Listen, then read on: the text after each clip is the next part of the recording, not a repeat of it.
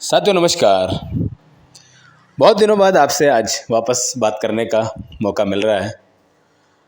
आज के वीडियो में मैं आपको कोई ज्योतिष विज्ञान संबंधित बात तो नहीं बताने वाला हूँ, लेकिन हाँ, आज सुबह जब मैं पूजा कर रहा था तो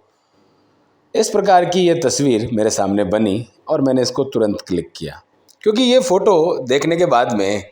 मुझे सिर्फ एक चीज़ ये समझ आई कि मैंने इन पत्तियों को, इन जो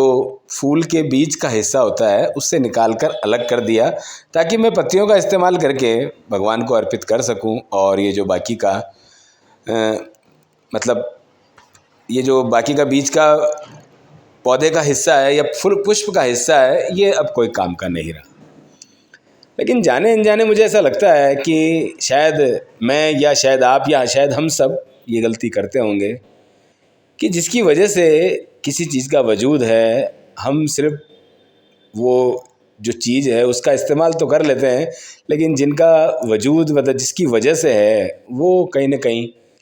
हम साइड कर देते हैं, यानी कि किनारा कर देते हैं उस चीज़ को, यानी अब उसकी कोई ज़रूरत नहीं। जबकि क्या हम ये सोच नहीं सकते या इतना सा विचार नहीं कर सकते कि जिसकी वजह से हमें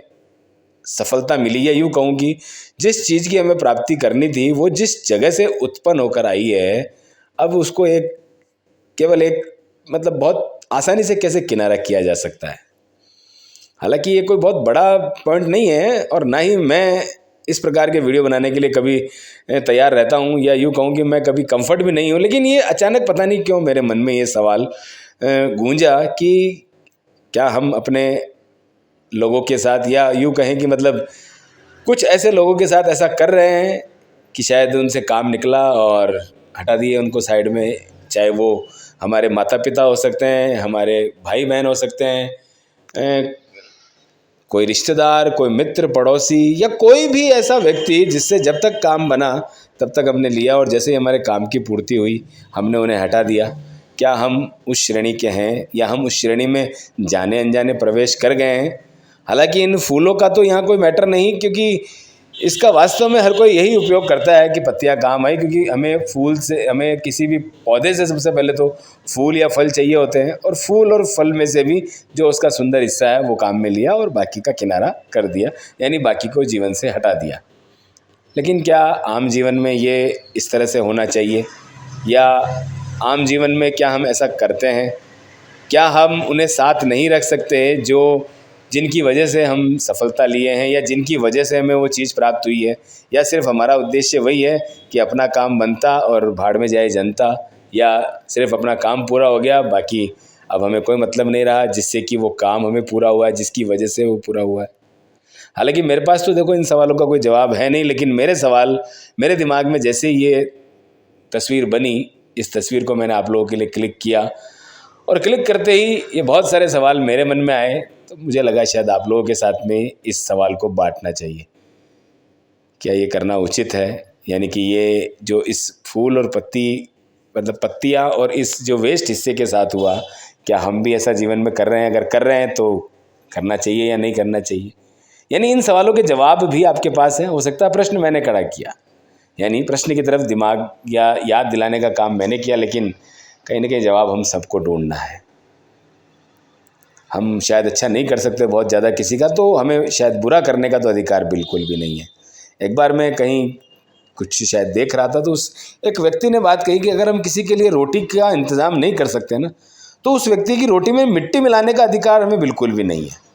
यानी आप किसी को कुछ दो न दो, किसी के लिए कुछ मदद करो न करो, ये ईश्वर की एक सिस्टम की बात हो सकती है कि भाई अपने पास में नहीं है ताकत, अपन किसी के लिए नहीं कर सकते, तो अपने को किसी का बुरा या किसी का बिगाड़ कर देने का अधिकार तो रत्ती भर भी नहीं है।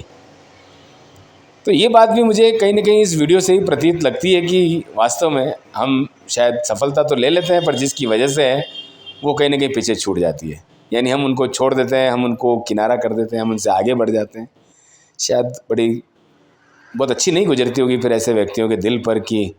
जब तक काम था तब तक कर लिया, और अब जब शायद इन्हें जो चीज़ मिल गई है वो अब हमारी ज़रूरत नहीं रही। ये कहीं ना कहीं एक उपेक्षा का शिकार जब होते हैं ऐसे लोग, तो निश्चित है वो कहीं अच्छी दुआ नहीं देते होंगे।